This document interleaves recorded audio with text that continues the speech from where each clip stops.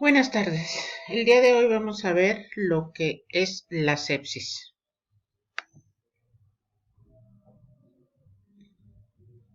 Sus definiciones, los criterios y fases, los cambios fisiopatológicos y la intervención nutricional.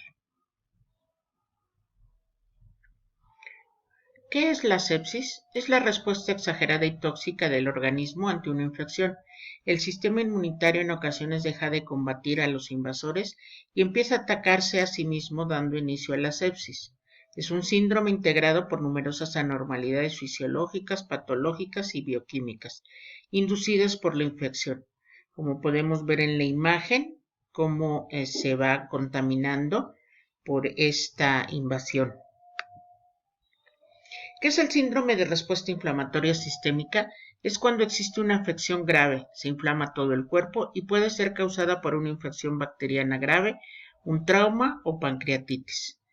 Podemos ver en la imagen el síndrome de respuesta inflamatoria sistémica, cómo se va produciendo dentro del organismo.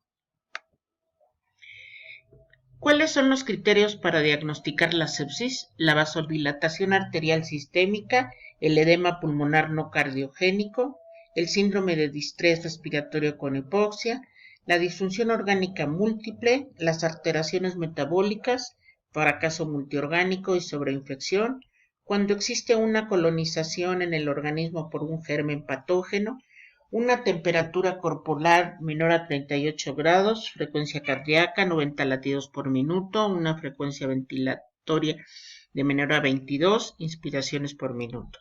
El conteo de leucocitos menor a 12.000 células milímetro cúbico, saturación de sangre venosa mixta CbO2 menor a 70, un índice cardíaco menor a 3.5 L en minutos, hiperglucemia menor a 120 miligramos en ausencia de diabetes.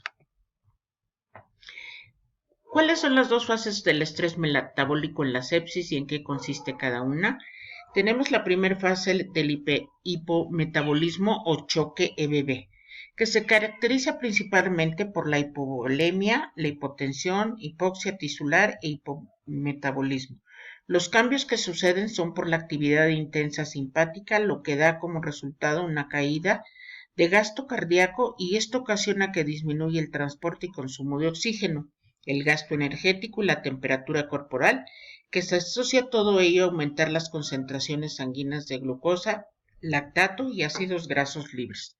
Como podemos ver en la imagen, qué es lo que va sucediendo conforme va habiendo este hipometabolismo.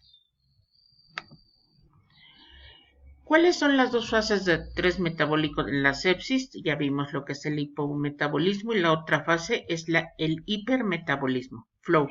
Se desarrolla en el periodo postreanimación posterior, alcanzar la estabilidad hemodinámica y la correcta saturación tisular de oxígeno. En esta fase aumenta el gasto cardíaco, la frecuencia cardíaca y respiratoria, una fase de hipermetabolismo producto del aumento del gasto cardíaco y por ello el consumo de oxígeno y la producción de CO2. Podemos ver en la imagen lo que es la fase flow o catabólica, donde existe oxigenación de ramificada, la glucogénesis y la síntesis de proteína de fase.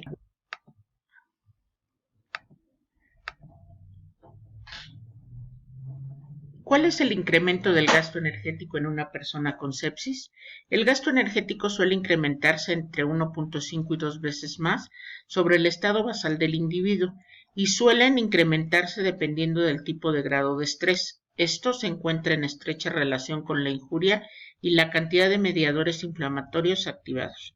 Como podemos ver en la imagen, lo que sucede con la masa muscular y en la recuperación.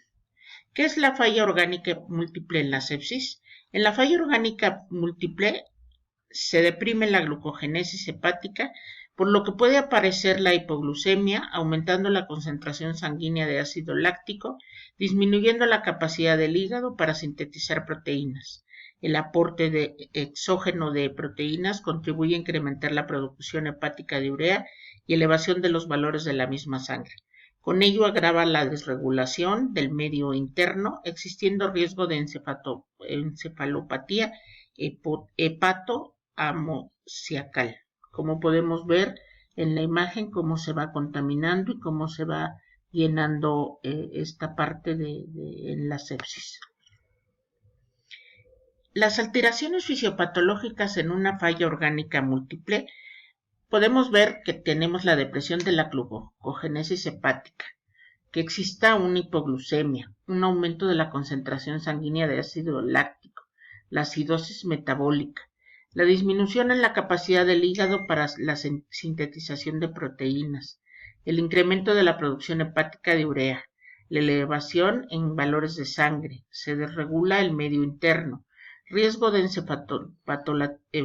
encefalopatía hepatoamoniacal y desarrollo de la hipertrigliceridemia.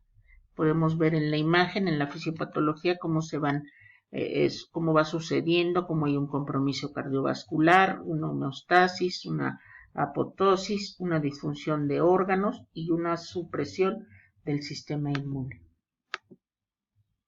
¿Cuál es la función del soporte nutricional en la sepsis?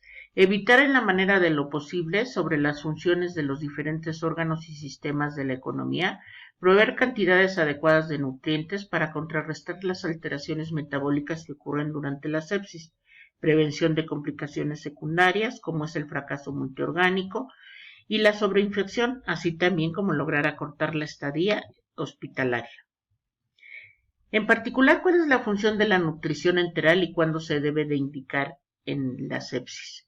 La preservación de la integridad de la mucosa intestinal para prevenir traslocación bacteriana. Se indica dicha nutrición dentro de las primeras 24-48 horas de haber diagnosticado la sepsis y tras la resucitación del paciente con un control estrecho de los signos de intolerancia intestinal, como la distensión abdominal y la ocurrencia de vómitos, con la finalidad de detectar de forma temprana una isquemia intestinal subclínica. ¿Y cuáles son las consecuencias de la nutrición enteral en la sepsis? Frecuencia de diarrea y residuo gástrico elevado, aumento en la incidencia de las complicaciones infecciosas después de la nutrición enteral energéticamente completa. La nutrición completa o trófica, ¿cuál es la recomendable? La finalidad de la nutrición trófica es el de administrar cantidades pequeñas de alimento para estimular el desarrollo del tracto gastrointestinal y no la de suplir las necesidades energéticas ni nutricionales. La nutrición enteral es más recomendable que la parenteral para el aporte de los nutrientes para el paciente y como complemento de la nutrición parenteral para prevenir la progresión de la enfermedad. El apoyo nutricional en la sepsis debe satisfacer los requerimientos nutricionales y lograr modificar la respuesta de la sepsis y la actividad del sistema inmune para prevenir complicaciones. ¿Cuál es la función de la nutrición parenteral y si es recomendable? Su función es la de dar asistencia a pacientes posoperatorios de cirugías importantes, traumatismos y o grandes quemaduras. La nutrición parenteral es recomendable en pacientes siempre y cuando no exista otra posibilidad de nutrir al paciente y siendo complemento de la nutrición enteral cuando no se alcancen los requerimientos energéticos que se hayan prescrito. ¿Cuáles son las recomendaciones de carbohidratos, lípidos y proteínas en el paciente séptico? De carbohidratos es el 70%, hablamos de 5 o 6 gramos kilogramos por día. De lípidos, 20%, de 1 a 2 gramos kilogramos día. Y de proteínas, 10%, 1.2 a 1.5 gramos kilogramos por día. Estas son las referencias de donde fue obtenida la información para realizar esta presentación. Muchas gracias.